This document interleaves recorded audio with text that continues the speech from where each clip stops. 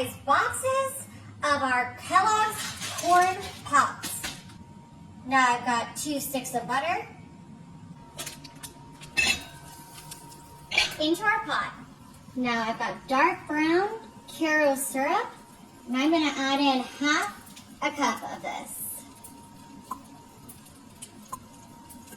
Perfect. Beautiful. Look at that sizzle.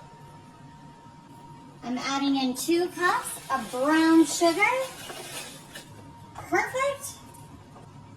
I'm going to give this 1 stir, and now we're going to let this come to a boil.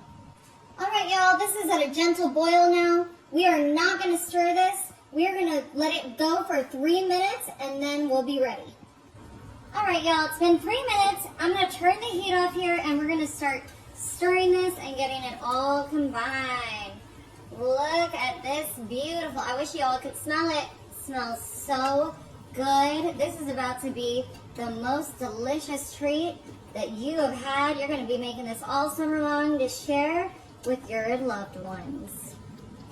All right, now this calls for vanilla extract. Unfortunately, we are out, so we're going to use some of this vanilla bean paste, and we're just going to stir that in just like that.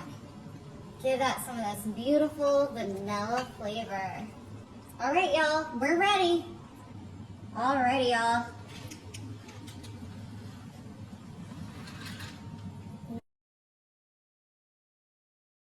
All right, y'all. We're going to start tossing this beautiful cereal in this candy coating. Ooh, you can do this with any cereal you like. This is going to be so tasty. Like I said, this is so easy. You would change up the flavors on this. I thought the dark Karo syrup or brown sugar would just go together perfectly.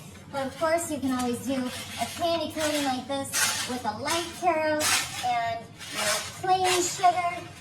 But I think this is going to be a real crowd pleaser. I'm just going to get all of this tossed and coated, and then I will show you what we're doing next with this.